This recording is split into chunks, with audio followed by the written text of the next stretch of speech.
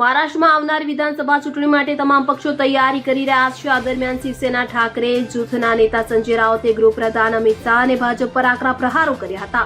આરોપ લગાવ્યો છે કે અમિત શાહ મહારાષ્ટ્રમાં મતદાર યાદીમાં ગેરરીતિ કરી રહ્યા છે। આ સાથે તેમણે એમ પણ જણાવ્યું હતું કે અમિત શાહ મહારાષ્ટ્રમાં રાષ્ટ્રપતિ શાસન લાદવાનું કાવતરું ઘડી રહ્યા છે।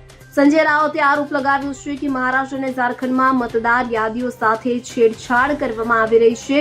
ભાજપ પર પ્રહાર કરતા જણાવ્યું કે ભારતીય જનતા પાર્ટી તેની ચોરી ચપાટ વાતોથી ચૂંટણી હારી જવાની છે। તેઓ કોઈ પણ સંજોગોમાં આ ચૂંટણી જીતવા સક્ષમ નથી। તેમને લોકસભા ચૂંટણીમાં હરાવ્યા અને હવે તેઓ વિધાનસભામાં પણ હારી રહ્યા છે। તેમનો આરોપ છે કે ભાજપ હારના ડરથી મતદાર યાદીમાં ગેરરીતિઓ અને કૌભાંડો કરી રહ્યા છે અને ચૂંટણી પંચ આમાં તેમને મદદ કરી રહ્યું હોવાનું પણ જણાવાયું હતું। लिस्ट में गड़बड़ी हो रही है महाराष्ट्र में, झारखंड में, हरियाणा में भी कोशिश की, लेकिन महाराष्ट्र की बात ऐसी है, भारतीय जनता पार्टी और उनके जो चेले चपाटे हैं चोर लफंगे उनके साथ वो चुनाव हारने जा रहे हैं। किसी भी हालत में जीत नहीं पा रहे। लोकसभा में ये लोग हार गए हैं, हमने हराया उनको, बहुत कोशिश की, लेकिन विधानसभा में ये लोग हार रहे हैं। तो क्या कर रहे हैं अभी मालूम है आपको? जो वोटर लिस्ट है उसमें गड़बड़ और घोटाले कर रहे हैं। चुनाव आयोग को से हाथ मिलाकर चुनाव आयोग उनको मदद कर रहा है। हर विधानसभा क्षेत्र में जहां बीजेपी लड़ने जा रही है, लगभग 150 विधानसभा क्षेत्र है जहां बीजेपी लड़ेगी, वहां वो ढूंढ रहे हैं ऐसे वोटर्स को जिसने लोकसभा में महाविकास आघाड़ी को वोटिंग किया है, मतदान किया है। ऐसे हर विधानसभा क्षेत्र से 10,000 वोटर्स वो निकाल देंगे, डिलीट कर रहे हैं और उनके जगह पर 10,000 बोगस वोटर्स को डाल रहे हैं, क्योंकि हमारा जो जीतने की संभावना है वो कम हो जाए, क्योंकि कांटे की टक्कर है कुछ जगह पे। ये सबसे बड़ा घोटाला हमारे लोकतंत्र में चुनाव आयोग की मदद से होने जा रहा है। हम ये मुद्दा सिर्फ देश में नहीं, इंटरनेशनल प्लेटफॉर्म पर भी लेके जाएंगे कि ये देश में क्या हो रहा है। ये गांधी नेहरू का देश है, ये डॉक्टर बाबा साहब आम्बेडकर का संविधान मानने वाला ये देश है। ये लोकतंत्र किस तरह से ये लोग खत्म कर रहे हैं। चुनाव आयोग गृह मंत्रालय के अखत्यार में आता है, तो मुझे लगता है उसके लिए जिम्मेदार अमित शाह जी है। आपको हमारे साथ लड़ना है तो मर्द की तरह सामने आइए, चुनाव लड़िए, लोगों में जाकर लड़िए, आपको पता चलेगा क्या है वो। आप हारने के डर से इस तरह से अगर घोटाले करेंगे तो ये देश नहीं रहेगा।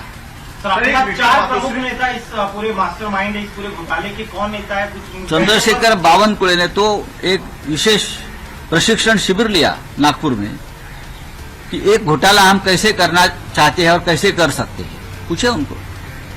विशेष शिविर लिया है और ये जिम्मेदारी जिनके पास दी है उसमें से एक व्यक्ति को विधान परिषद में जो गवर्नर्स नॉमिनेशन में जो एमएलए हुए हैं ना, उसमें से एक व्यक्ति को ये पूरा जिम्मा दिया है। उसमें से उसने शिंदे गढ़ को और अजित पवार को नहीं लिया है, सिर्फ बीजेपी के ही मतदार संघ जो है चुनाव क्षेत्र है उसमें सब हो रहा है। उसका मतलब है शिंदे को भी ये अब हराने वाले हैं और अजित पवार को भी हराएंगे। लेकिन आरोप लगा रहे कि आप लोग हारने के डर से नया शगुफा छोड़ रहे हैं। बावनकुळे से हमको ये बात सीखने की जरूरत नहीं है। बावनकुळे जी, आप कभी भी सही तरीके से चुनाव नहीं लड़े और नहीं जीते हैं।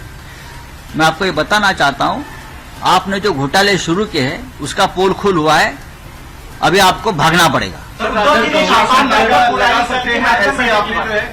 शासन लगा सकते हैं ऐसा आपने देखिए, सामना में लिखा है। 20 तारीख को चुनाव होगा महाराष्ट्र में, 20 तारीख को चुनाव, 23 तारीख को होगा काउंटिंग और 26 तारीख तक हमको सरकार बनाने की मुदत दी है।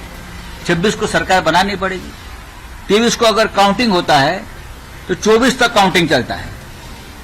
ये महाराष्ट्र बहुत बड़ा स्टेट है, दुर्गम भाग है, एक 2 दिन लगता है मुंबई में पहुंचने के लिए। तो एमएलए दो दिन से यहाँ कैसे पहुंचेंगे, सरकार कैसे बनाएंगे? ये आघाड़ी का सरकार बनने वाला है, तो किसी भी हालत में लोगों को एक साथ नहीं आना है और सरकार बनाने का या विधिमंडल का नेता चुनने का जो एक समय लगता है वो भी हमें नहीं दे रहे। फिर राज्यपाल के पास जाना है गठबंधन बनाकर, तो उससे पहले राष्ट्रपति शासन लगा दो, क्योंकि ये लोग सरकार नहीं बना सकते। 6 महीने के लिए राष्ट्रपति शासन अमित शाह लगाएंगे। ये पूरा खेल चल रहा है महाराष्ट्र में चुनाव होने के बाद भी राष्ट्रपति शासन लगाने का। लेकिन अमित शाह जी, मैं आपको बताता हूं, हम ये होने नहीं देंगे। उद्धव जी ने आज आज 12:30 बजे एक अर्जेंट बैठक हमने बुलाई है। उद्धव साहब ने, शिवसेना प्रमुख ने, सभी प्रमुख नेताओं की, और 12:30 बजे हम मातोश्री में बैठेंगे और कुछ महत्वपूर्ण निर्णय हम लेने जा रहे हैं। Bureau report CN24 news. હવે જુઓ દેશ દુનિયાની તમામ ખબરો તમારી આંગળીના ટેરવે। ઉઠાવો મોબાઈલ અને ગૂગલ પ્લે સ્ટોર પરથી ડાઉનલોડ કરો અમારી CN24 ન્યૂઝ મોબાઈલ એપ।